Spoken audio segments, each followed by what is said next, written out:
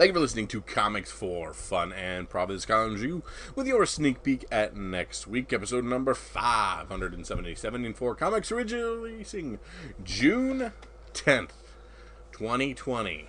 But before Drew and I get into what's coming out in your local comic book shops this coming Wednesday, Drew, the way we get comics may never be the same again. No. Things have changed. Our podcast may have to change. And none of this has to do with coughing or COVID or anything. No. We have breaking news. DC has Splitsville with Diamond permanently.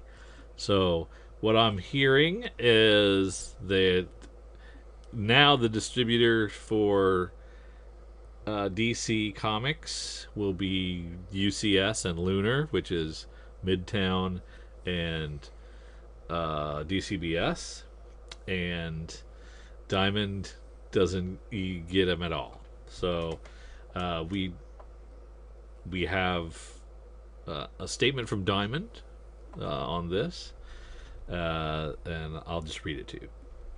This evening I shared the following message with all the members of the Geppy Family Enterprise team.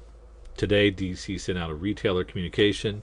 They're ending their long-standing relationship with Diamond. In April, we were informed that DC was going to begin distributing products through additional partners. At that time, they asked us to submit a proposal, blah, blah, blah. Although we had hoped to reach an agreement with DC, every great change also presents great opportunity. Rest assured, Diamond is a strong company, and our success does not depend on the actions of one business partner.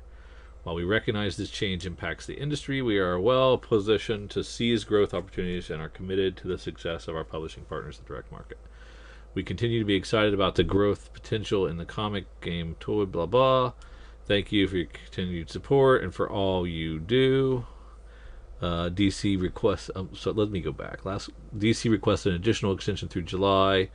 We responded with questions indicating that we'd reply today. Instead of receiving a response today, we received a termination notice. Okay. So, I guess they're just saying that that's just it. It's done. And no chance to ever recover. So, no Diamond. That means it's UCS and Lunar. We were kind of concerned. Kyle and I are concerned, like, hey, how are we going to be able to get our DC Comics? Because our LCS is Cowabunga. So the good folk, Eric and the good folks at Cowabunga sent us this today about the DC announcement. Some of you may have heard today, DC Comics announced that they are ending their 25-year relationship. Yes, it is true that this is an industry-changing moment, but we look to DC for guidance as they take steps that they believe will continue to grow the market for their products. We anticipate there may be a few bumps as we shift ordering to a new distributor for only DC items, but we will work diligently to make sure that the transition is as smooth as possible. Please note that we will continue to use Diamond for everything else and expect no disruption of service. So they're saying they don't want to go to UCS and Lunar, their actual direct competitors in the retail sphere and mail order sphere, to get their DC Comics. But as a customer service push, they will continue to have continuity of service with DC, and they will bite the bullet and go with UCS and Lunar. So good for them. And good for us. We'll be able to continue to get DC Comics. Kyle, what questions does this arise in your head when you hear this stuff? All right, DC is using a local comic book shop competitor as their distribution hub. Yes. So, two. They'll obviously have inside information from DC before local comic book shops do. Yes. If a DC book gets hot or the value goes up tenfold, you think other stores will be able to still reorder stock at wholesale like they could with Diamond, or will these automatically probably be sucked through your DCBS or whatnot? Shipping costs will probably be much higher because of the economics of this. These new retailers don't reach any additional potential buyers. And also, one of these retailers that DC using, we quit because they suck at their job. So there's that. Yeah. Yeah. So that's all bad. I know that I've heard Cowabunga had reached out to the Midtown distributor. Is that Lunar? Or is that UCS? Yeah, I get them confused. And we're told they were that wasn't their territory. That Wisconsin was in a different territory. So I had been under the impression that pre-split with Diamond, you could choose which distributor you wanted. It wasn't going to be forced upon you based on territory. But perhaps that's not the case. You will be allotted a distributor based on territory, which is dumb and flies in the face of competition, which is what I thought this was. But anyway, there's also things, because I'm reading some stuff because I was on to a few forums where we were talking about this kind of thing. These distributors also don't offer integrated systems like Comic Suite and RMS systems that make ordering and pull lists with Diamonds easy and seamless. Yes. So they've also made that a bit more of a nightmare. Yeah, so their inventory control would be different. What's going to happen is it's going to be, you're going to order DC for your subs and your pull box people, and probably not much more, right? Because it's too much of a hassle. You can't. I don't think you can do that. Now, granted, I mean, there's a lot of stores that are like, Cowabunga's an 80-20 Marvel DC store anyway. Yeah. So I don't think it's that big of a deal if they lose some DC walk-in sales, because they didn't carry that much anyway. Yeah. But I mean, it's got to be a big thing for Diamond though, because they're losing 30% off the top. Yeah. Yeah. That's true. That's 30% of market share gone, and it's going to be, so that 30% is going to be split supposedly 15 and 15 to Midtown and DCBS arms. I don't understand how that's going to work. What are the discounts going to be?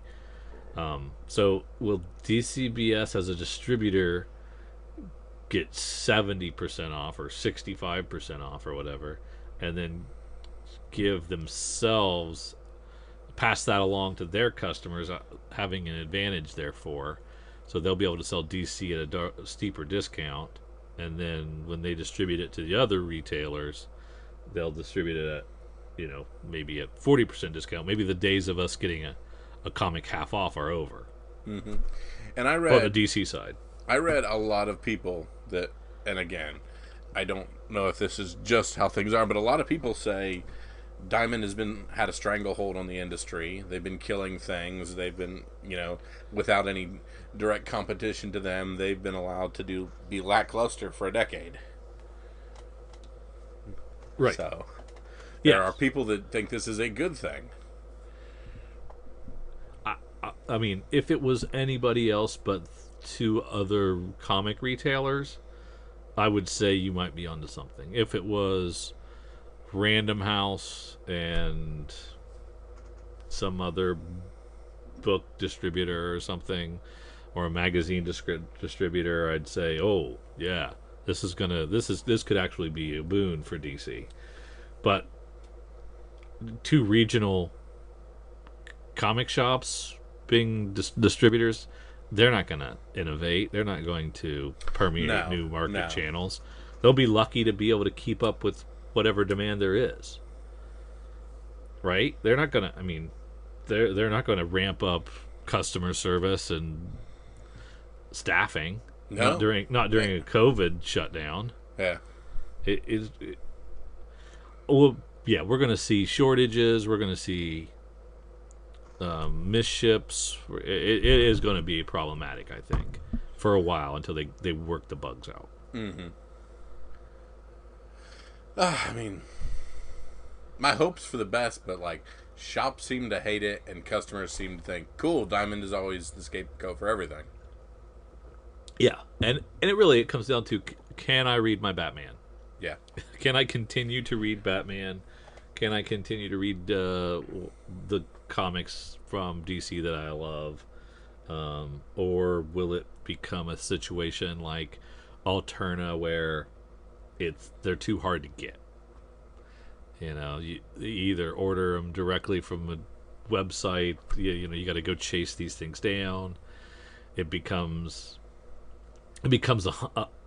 a burden to be a DC fan because it's hard to order them. Let's hope that's not the case.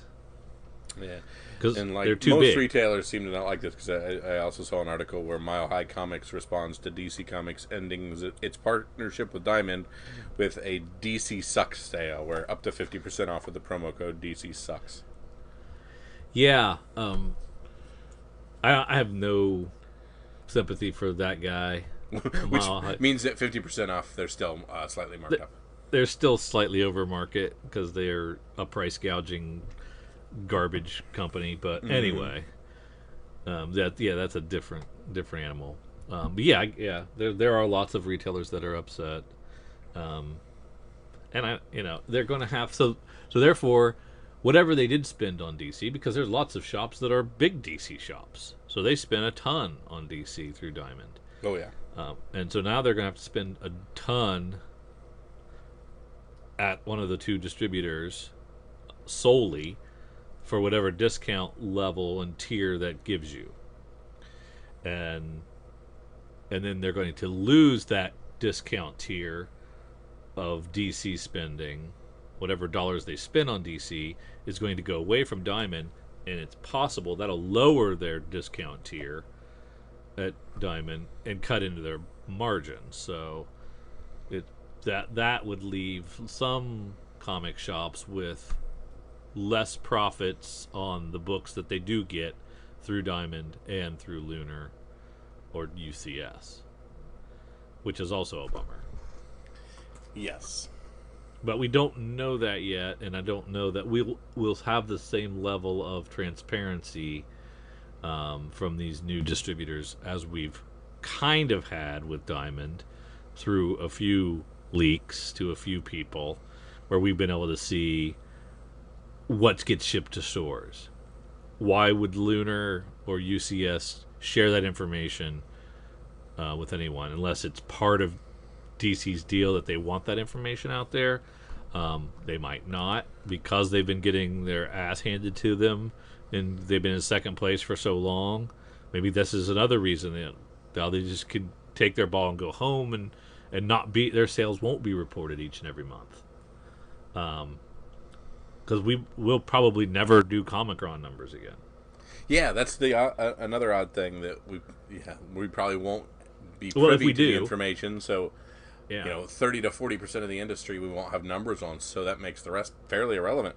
Yeah, so we can talk. We'll be able to talk. Perhaps we'll be able to talk each month about all the Marvel titles that are in the top 50 to 100, and then whatever's left of the back half that's down there that makes up the last 15 to 20% of the top 300.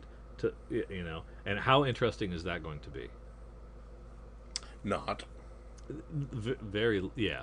So which Marvel's going to be on top this week, and will Marvel have 19 or 20 of the top 20 best-selling comics this month? How boring is that? That's going to be super boring. So, but without that level of information coming through, that's going to be a bummer, and we're going to have to probably rethink our numbers that we look at. Maybe we'll go to try to get some book scan numbers or some Comixology sales figures or something that we could compare apples and apples, and not have just some Marvel skewed numbers all the time. That's a bummer, because I enjoy talking about the numbers each month. I do too. I mean, yeah.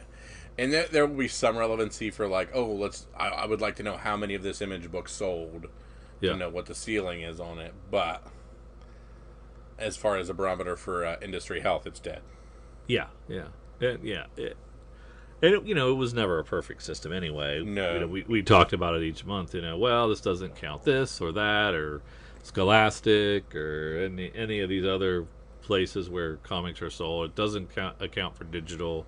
We don't have those numbers, so it only says got shipped to a comic shop. It doesn't show what got sold to a customer. So yeah, they're very limited numbers anyway. But now they're even worse. They were already pretty flawed, and now they're even worse, which is a bummer. The imperfect system becomes imperfecter? Yeah. Now, like you said, is it possible that having multiple distributors and maybe they have aggressive game plans, maybe these aren't exclusive contracts or anything, and DC can continue to do whatever they want to do to put their comics wherever they want to put them, and maybe that does change things and allow them to grow the market somehow. I hope so. And my one hope the most is that I don't even notice that I still am able to get DC comics when I want to, the titles I want to. The number of titles don't change much, and that it's a seamless transition. I hope that's the case. Here's to hoping. I honestly think it could be fine. Yeah. But I just hate to see good things for the DCBSs of the world. And we've got another problem with you're not going to be flipping through a previews catalog anymore. Well, you will, but then you also have to hunt down the DC Connect separate thing that's not going to be part of it. Hypothetically, these things should be going to LCSs in boxes on approximately the same day, just from two different spots. And we've had independent Marvel books from the past, so just having an independent DC book as opposed to the previews isn't a big deal. But it's not going to be printed. DC Connect is going to be digital only. Oh, so their previews is no longer a print book. It's only a digital book now, and you'll use that to pre-order your books from your LCS through Lunar through UCS, and then you'll use your previews guide and Marvel's guide to order everything else through your LCS and Diamond. Mm-hmm. So it's a little bit more work. Do we think, has Marvel come out and said we're happy with Diamond? I think they have, right? Recently, they said we're happy with Diamond and Wednesday shipping and all that stuff. Yeah, they played nice until they didn't play nice. Yeah, so if they left Diamond and they pick, a couple of other big retailers somewhere to be their distributors, Diamond's dead. Diamond's dead. Yeah. So that this does become a situation where whatever Marvel wants from Diamond they get, because they have all the cards. Because if they take their ball and go home, the medium's dead. Our order forms over the next few months and discounts are going to be interesting. And they could be shrinking. We could be paying... Oh my God, we could be paying retail, Kyle. No! We don't want to do that. It's a big deal for the comics industry. If all you do is read comics and enjoy comics, great for you. I wish I did that only, but I always stick my nose into the industry news, and this is a big deal. This is a big deal too. It hasn't happened in 20 years, 25 years that DC's been with Diamond, so this is a big shakeup and more to come. We'll see how this plays out. All time will tell. Time will tell. But in the meantime, we still have FOCs and hot selling eBay books and sneak peeks to take a look at. So we can continue. Call it all off. None of it means anything anymore. It's just so no. It still continues. So let's take a look at the Cowabunga FOC. Yes, indeed. Of course, FOC is our final order cutoff. It's our last opportunity to add a few things to our pull list, or take things away, change a few things, see some original art. It's our last bite at that previews apple instead of just running in and hoping things are sitting there on the day that they come into order. Of course, we get to list things from Cowabunga Comics and our good buddy Eric, who curates a lovely list for us. Of course, if you want anything off of FOC added to your order, those are due by midday on Monday. If your LCS does not do FOC, or maybe they're going to decide not to do DC going forward, reach out to Cowabunga and they can hook you up through the mail. Eric always pulls out a few things to show us what he's looking at when he's looking through the FOC, and let's check out what he does. My goodness, he's given us about 8 items, it looks like. Wow, nice. So we've got Hellboy in the BPRD trade paperback for $12 with a discount. Whatever's been going on in the Mike Mignola Hellboy verse, there's apparently a cool little trade for it. Your Usagi Yojimbo Color Classics number 4 of 7. Stan Sakai doing a nice little one there. So that one's available. We talked about Nailbiter Returns, and we have a stunning cover for issue number 2. Of course, that being a really cool Image Comics. Keeping on the trade paperback, train, if you will, Avengers Epic Collection trade paperback, The Beachhead Earth. I'm not familiar with that. Of course, Roy Thomas and Harlan Ellison being the primary writers on that. A $40 trade that they can get you $20. Of course, we always hear about giant size X-Men. We have the Uncanny X-Men Omnibus hardcover from Marvel. Big old $100 hardcover that if you order it ahead of time, half price. Read those old, awesome giant size X-Men's without having to crack your collector's edition. Devil's Highway number 1 from artists, writers, and artisans. Ben Percy, Brent Schoonover on the art on that one from, that upshot from artists, writers, and artisans. They've been doing some really cool stuff, and a nice one you don't want to miss there. And, of course, the trade paperback to Cat Shit from Antarctic Press. I'm not even going to be able to say the artist and the writer and artist, Motofumi Kobayashi. That's not bad. Yeah, I think that was all right. And from Scout Comics, Everglade Angels number 1 with a rock up church cover. Excuse me. Bless you. Up church cover. All right, those are just the things that Eric has pulled out as features. Let's dig in and see what we can find while I die. Kyle got the COVID. Damn it. You've done such a good run. We had a good run, but tell my wife to give you my comics.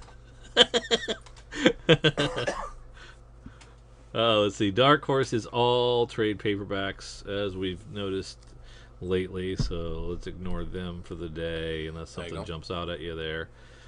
We can slide down to IDW. I'm intrigued by this Ghostbusters Year 1, but not enough to actually care anything about it, but it's just neat to see. Yeah. We saw, of course, a preview for a 30 years down the road version of Ghostbusters, which at least piqued my interest a little bit. When we get to Image, there's a an All-American Comics one-shot. Joe Casey, Sonia Harris, and Dustin Nguyen. Looks pretty interesting. I like some of those creators there. I like everything about it except they're spelling comics with an X. I don't know why, but that bothers me. Yeah.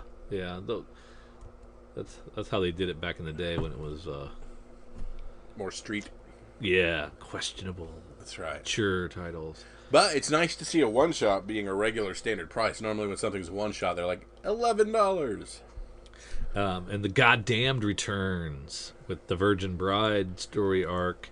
This is a Jason Aaron book that was pretty cool. Look at Was it Noah? Was that the last arc? Correct. Was It about was Noah? pre-flood. It was Pre-flood just how Noah? obnoxious the world was pre-flood. And Yeah. we dealt with a version of Cain who was unable to die and just had to walk around and be Yeah, and yeah, that's suffer. right. This is the Virgin Brides. It's a 5-issue mini, um, and it's the time before the Great Flood. Still, the world of man is in place, a place of wanton violence. Hidden atop a mountain, there is a very different sort of world, one without men. The holy sisters, at a secret nunnery, live in paradise, in New Eden, rearing their flock of orphan girls to embrace their future as blessed brides of the sons of God. So that's not really based in anything that we know from the Bible. So that should be a fun little adventure. There you go. And we're still pre-flood, so we're still in the places of giants and debauchery and Yes. all the fun stuff that can be had before the flood. There's the Nailbiter Returns that Eric mentioned. I don't know if you got a chance to read that first issue, Kyle. I did not yet. Just came out this week and was fantastic. So Dang it, gotta get on that. really good pickup for a new arc. I am thoroughly intrigued and excited for the next one. Drew, are you paying $20 for a Image giant-sized artist-proof Oblivion song #1? No, the only recent Kirkman that I would probably do that for would be Die Die Die, Yeah. because all that Berman gory art would be freaking awesome, giant sized. But yeah, I'm not really interested in that book that much. I always enjoyed going into comic book shops and seeing the giant Walking Dead one or whatnot on the wall, but never in my wildest dreams did I ever think I would have a place to put it if I bought it. Yeah. Have you seen a Walking Dead, like an Adlard giant size? Yeah, I've seen a #1 Walking Dead giant size years ago. Oh yeah. That's right. I think I've seen that. I'm thinking of that IDW artist edition again. I get those confused. It's about all for Image for me. And we have Again- Marvel back, but not with anything floppy. Yeah, I don't know what they're doing. I don't know what their plan is. Do they have a plan? There's a ton of crap here. It's a bunch of omnis, and this is part of their liquidation sale, maybe. But no actual floppy comics. I don't see a single one. Do you? No, not single. Everything is marked as GNTP. So we're at June 10. Still no floppies. Now, I mean, I've seen I've been reading some digital Marvel that's come out. It's been decent, but nothing in print. We have a couple new things in here. We have the Star Wars Rise of Kylo Ren trade paperback. Is that the one that? Yeah, I think that was the one that just came out, right? Maybe. The 4-issue series. It was difficult to get some of those, so you can get them all right there. Oh yeah, that was the one that got really hot, right? Yeah, I think Yeah. they're showing a different cover that I am excited about that. AWA Studios Devil's Highway. That does look great. So good pick there.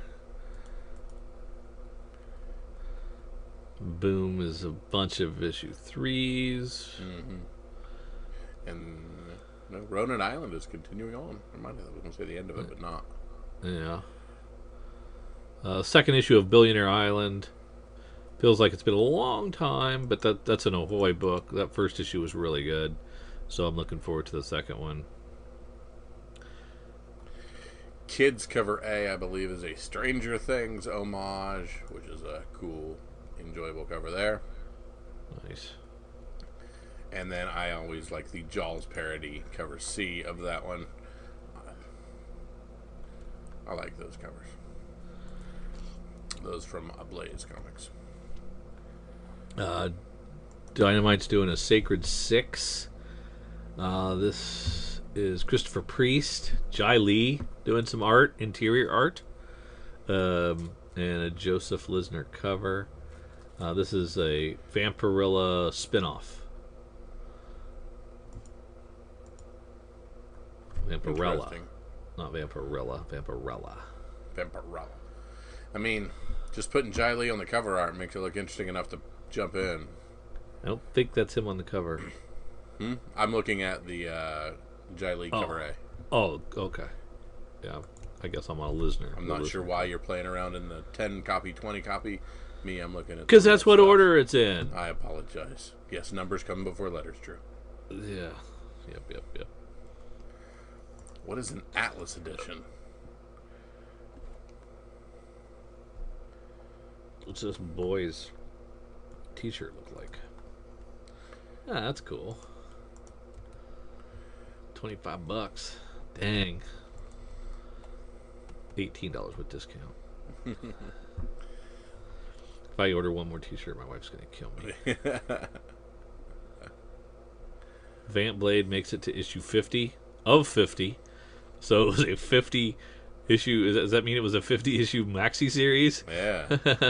Or they just, is that how they're saying that this is the last issue? It might be just their saying, and then we're out. Yeah, 50 of 50. Vamp Blade is over. And they have several covers there, including some marked risque. Did you ever read Vamp Blade? Nope. Me neither. That is the extra length series finale for $6. This is the landmark 50th issue and also the series finale. All 4 seasons of Vamp Blade have been building to this, the climax for Katie Carva and her cast of interdimensional characters culminates here in one extra length blade brandishing extravaganza. Yeah. Aftershock gives us Dark Red number 10 from November of 2019. So thank you for rolling that bad boy out. Yeah. Finally, we appreciate that. It's a good title. I just had forgotten about it because November of 2019. When life was nice and easy, Drew. Oh yes, I look back on 2019 with some fondness now.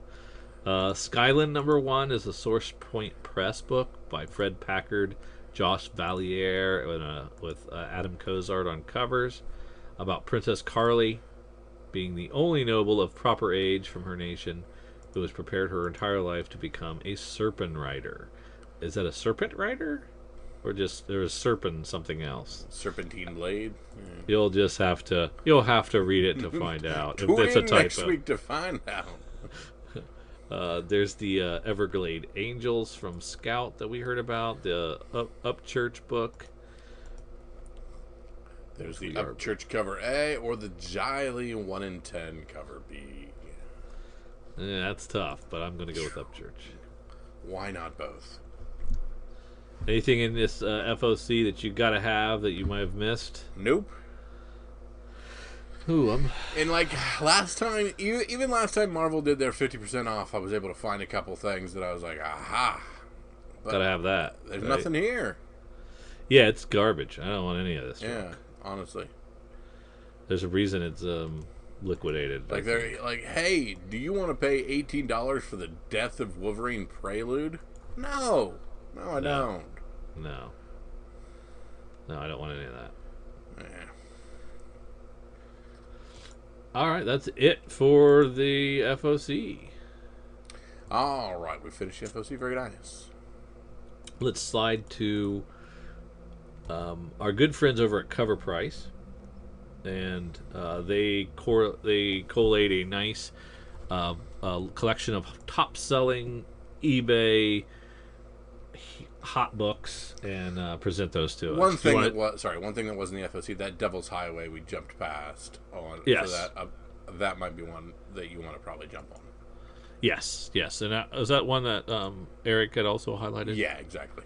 Fantastic, yeah. So just go by Eric's recommendations. It's both of our recommendations. Yeah, we're all doing that. Do you want to take the top 10 this time, Kyle? Sure, let me find it real quick. I don't know where it is. Runners up top 10. All right, Cover Price, top 10 for my computer not loading things correctly. I'll go. It's a Marvel Action Avengers number 10. I'm there now. It takes the number 1 spot. This is a 2020 book. This is what who told us about this recently? Was that Wade Ledden? Mm-hmm. This is our Yellow Hulk. Yeah, this is the Yellow Hulk. 59 copies sold, 1,000% increase, a high sale of $43 for a raw copy. So yeah, steal that from your 9-year-old kid. Yeah, exactly. Spider-Man 2 #1 from 2017. What? This features the first appearance of Evil Miles, who actually is a pretty good villain despite the on-the-nose name. Rumors have it pointed to Evil Miles as a potential adversary for Miles when the day comes for a film appearance. Sold 26 copies for a high sale. It had a 9.8 that sold for $80, and a 1 in 50 variant that sold for $600, and it's basically selling for not quite double the cover. Looks like. Invincible Iron Man #7, third print.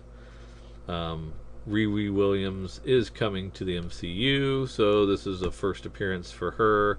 The third print is getting traction. It sold 16 copies and sold $25 for a raw copy. I bought like 2 or 3 of these because I knew Riri Williams would eventually be something. Did you get the third print too? No. The third print, but the first print, which is ironically enough not the one you want at the moment. That's weird, right? Yeah. Ultimate Fallout, of course, continues to sell really well. We had a 9.8 sell for $750. This is the first mile. Bummer that we didn't clamor and get this when it was a $20 book. Yeah.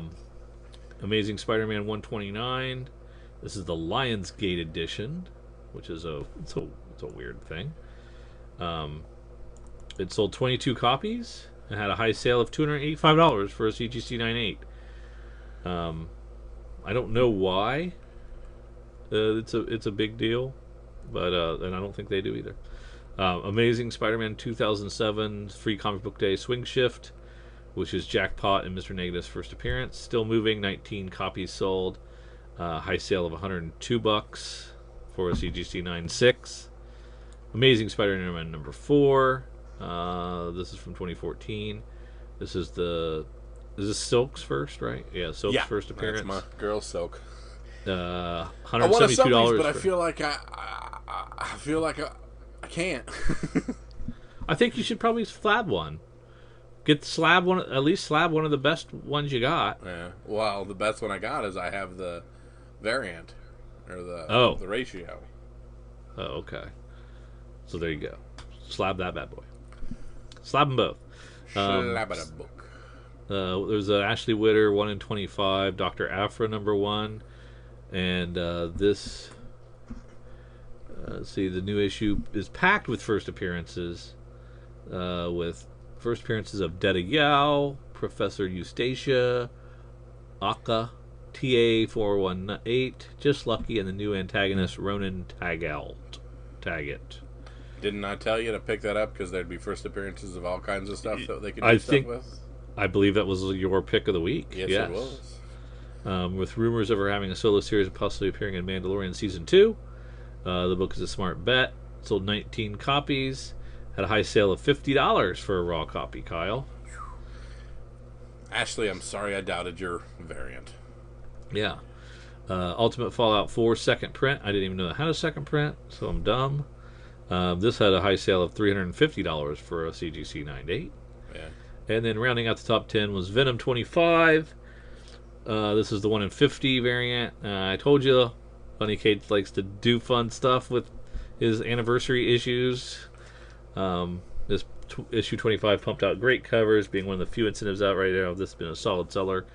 This sold 16 copies and a high sale of $50 for a raw copy. So, there you go. All right, our runners up for 11 through 20. Of course, Drew at number 11. We have the 1988 highly sought after ASM 300.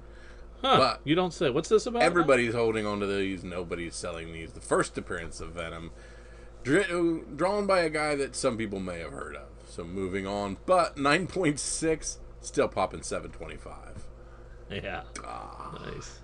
Web of Spider-Man 99 from 1993. Nightwatch was also named in the Jackpot article as still in development. His first appearance is in the issue. in that issue 99, sold 17 copies, up almost 100%, $12 for a raw, and available in a lot of dollar books. Stars and STRIPE 0 from 1999. Folks are loving the new Stargirl, which may be the first CW show to see appearances go up in value after appearing on the screen. Dang. 13 copies, high sale of 152 for 9.6, and raws going for as high as 75. Wow. Yeah. We have, Star Wars Adventures Clone Wars #1, the Peach Momoka variant. This is the one that just came out a couple weeks ago. Is it? I don't think it's actually Marvel. No, it's at IDW. Yeah, it's the IDW one. Frankie's Comics sold this exclusive on their website for $20, limited to 1,000 copies, and it sold out quickly. And it's moving on the secondary market already for a 9.8, going to 160, and some rolls as high as $100 for Yoda painted appearance on that one. Then we have the Amazing Spider-Man 210, with Variety alluding to a possible Madam Web film at Sony. Her first appearance sold 18 copies and about $700 for 9.8. Web of Spider-Man =1 from 1985. I got one of these laying around somewhere. This classic cover features the black suit. Is another undervalued Spidey book. $109 for 9.8. Still I agree. Pretty low. We think it's. I think you should gobble these up whenever you find them in the wild. Yeah. If you can, if you find them recently, if you can find them under $10, buy them. Yeah. I think it's just a classic Spidey. And there's probably a ton of them out there. But, Web of Spider-Man was always the redheaded stepchild of the Spider-Man books, and it was always available in every quarter and dime sale we went to. But that cover is great. Yeah. Venom 25, there's a Funko variant that came out, moving quite good on the secondary market. 10 copies, up 147, has $120 for a raw copy, hit the high. Dang. X-Men #5 from 1992. Say what you want about the 90s comics, but this cover is a perfect example of how legitimately amazing it was when it was at its best. This cover is pure fantastic Jim Lee art. This issue is also the first full appearance of Omega Red and the first appearance of Maverick. Selling 13 copies, up 100%, and high sale of $93 for 9.8. And there we have Gambit in the Uncanny X-Men 266, continuing to go up, over $400 for a 9.8. And ASM 252, the Amazing Fantasy 15 Homage, was the first and still mostly undervalued. Starting to pick up some steam. High sale of $121 for a high raw copy. Oh man, I sold this one too. Way less than $121. Man, I'll tell you. That's good stuff, though. I mean, I like that things are still moving. I like that the secondary market isn't stagnant, which was one of my big worries coming out of COVID and coming out of an area where we wouldn't have a lot of new books floating around. That once new books hit, people wouldn't even care on a secondary market. True. But to see stuff that's hit in the last 2, 3, 4 weeks, having a good secondary market value gives me hope. Yeah, agreed. Anything else before we jump into previews, sir? No, let's head on over to the sneak peek. Let's head over to previewsworld.com, who may never be holding DC books again, so we'll see how that goes, too. So, oh, yeah. Son of a bitch. We're going to have to... How are we going to do that? I don't know. We will have to find a way. Or if somebody can build us a site that just takes everything from DC and everybody else and makes it in a nice, easy pile. They are just kind destroying of like our segments. Yeah, our segments are being like with our parents' marriage and just fake it back together so we have a nice, easy thing to read. It would be great. Oh man. Okay, so for now, let's start where we love to start and still able to start at Image. Yeah, for now. Yeah, that's still going on.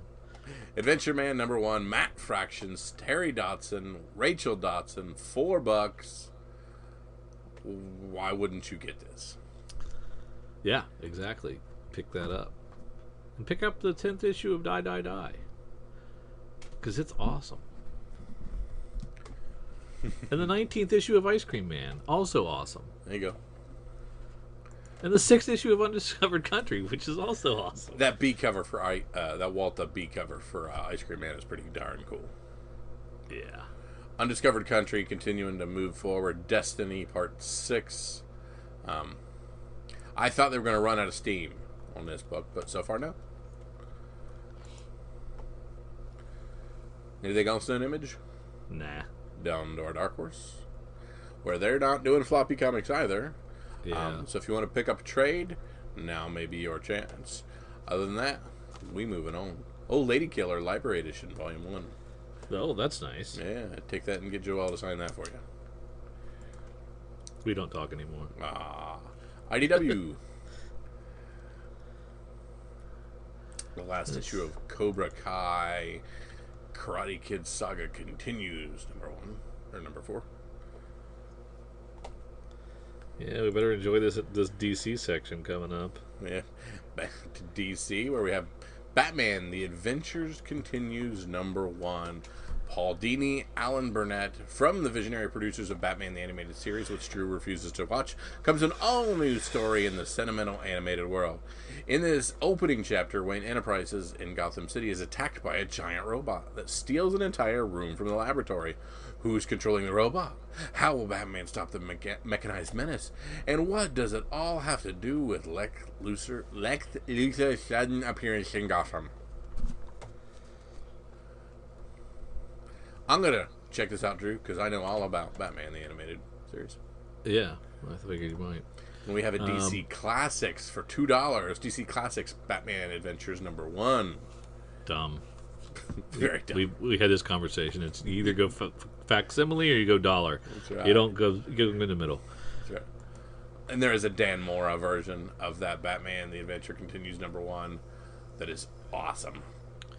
I want Nightwing more in the front of this book. And I love every single cover for the Joker 80th except for the blank. Yeah. I don't know which one I would choose. Probably cover A. I like that these blanks are not just straight white anymore.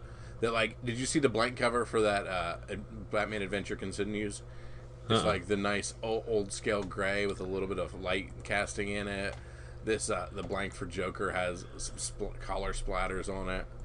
I like that there's a little bit of character to them. Yeah, they're trying to mix things up. As you mentioned last week, there should be a penultimate Lois Lane coming up, and there it is. Mm-hmm. Joel Jones doing the cover B. Yeah, it's quite nice. Yep. Nightwing 71. Having a chat with the Clown Prince of Crime is scary enough. Being captured, tied down, and forced to listen to him is something else. Especially when you're Rick Grayson. Who? Rick Grayson. The Joker just wants you out of action so he can get to the Dark Knight. With no idea what his history with the Joker might be, Rick doesn't find his situation one bit funny. This is Journey to Joker War labeled at the top of it. That's good. That's a good one. Yeah, yeah. Don't miss that. And again, I don't like cover B, and DC continues to phone in Nightwing cover Bs, and it makes me mad. So this is you're talking about Nightwing being another Joker War lead-in. Yes, it says lead-in. It's what the heck does it say? Journey to Joker War. Journey 2. So that's a good. Definitely did. Okay, click on Justice League Odyssey 21, the scan variant. Okay. Oh, that's neat. That may be something you just have to get. If you like Apocalypse, or is it Darkseid? Sorry, I don't know why I said Apocalypse.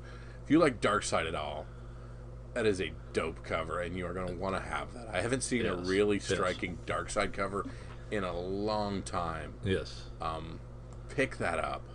Yeah. For my fellow Gen Xers who grew up with Super Friends on Saturday mornings, there is a Super Friends hardcover, Volume 1, that collects the first 26 issues of Super Friends, and some limited collector's editions that it was inspired by the show. So I don't know if I've ever read those in floppies. I know I've seen them around.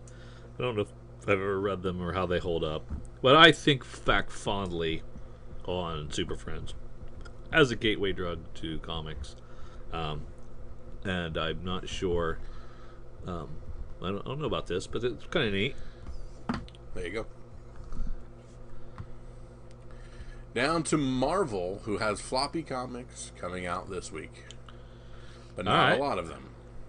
But we'll take something. Yep. I'm reading Black Cat. I'm reading Daredevil. That's it. Not doing Deadpool. Maybe Miles Morales. I might check in on that. It's been terrible. But I'll check back in on it. No, I don't read Deadpool. I don't read Excalibur. I don't read New Mutants. Down to Dynamite. Moving on to Boom, where Faithless we tried. Episodic 2 is burning back up with its erotic covers and its all kinds of tawdry fun. This is Something is Killing Children, number 7. I kind of thought that thing had wrapped up, but I guess not. I really The children have not all been killed, Drew. Yeah, gotta kill some more children. And if there's one thing you love James Tynion is when he keeps going. Yep. Big fan. Down to our smaller publishers. You talked before, and I believe in an FOC, about Air War Stories number 1 from It's Alive books. That looked really good. And $10 from Sam Glanzman and Paul S. Newman writing on that.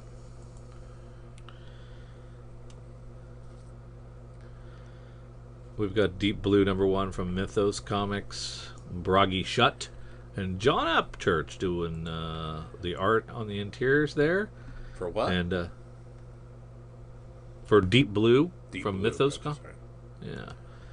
So nice to see him working a lot. There you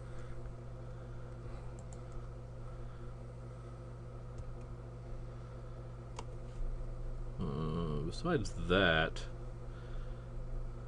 I'm not seeing a ton of stuff in the back half. A little bit. We talked about that Old Haunts before during FOC. It looked really good. That's AWA, right? Yep. Yeah. So that's our Artists, Writers, and Artisans. And it's an Ollie Masters and Rob Williams written book. So pretty excited about that one. That should be good. Another one we talked about on FOC. We got a 5-issue series from Red 5 Comics called 0 Day Threat. The number 1 issue is available, coming out this Wednesday. The 21st century arms race is a digital one. Instead of stealth bombers, governments are developing stealth malware for political and economic gain.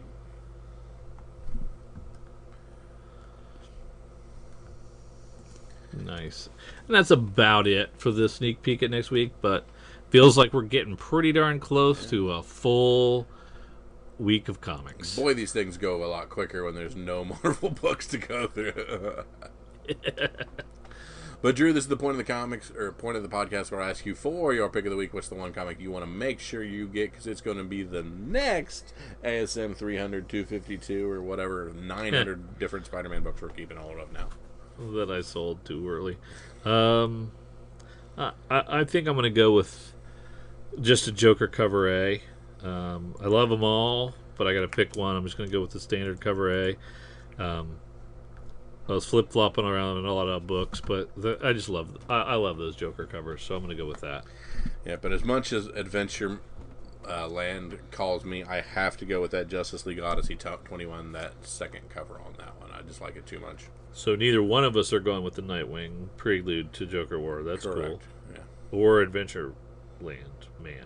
Adventure Man? Adventure Man. Correct. All right. So my B will be Nightwing, and your B will be Adventure Land, which is actually Adventure Man.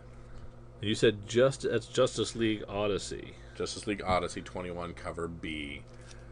That is your really, really cool Dark Side cover. Fantastic. So don't let anybody tell you we go mainstream with all of our picks on this one. Sometimes we go a little bit crazy on some stuff. But we want to thank you for tagging along with us through the comics originally releasing June 10th, 2020 as we slowly get completely back to normalcy, and then DC throws a curveball, and then we don't even know what normal is now, and we're not really sure how we're going to do this podcast in the future if DC breaks off too much and we have to go to about 53 websites to finish an episode. But that's our problem and not yours. We may become a little bit more value to y'all since we can hopefully talk about everything that you got to go 900 places to talk about. Tell us what your thoughts are on DC bolting and heading for the digital retail hills and leaving a good old Diamond behind. Are you saying, hey, Diamond deserves this thing? Or, hey, this isn't good, I don't like this for my LCS, or what? Please feel free to be part of the podcast. Tweet us, Instagram us, Facebook us, drop us a line at our Gmail account. All these things, be part of the podcast. Tell us what you think so we could talk about what we see the future holding for not only DC Comics, but comics in general and comic retailers. So we thank you guys once again for joining us. For Drew and for myself, see ya.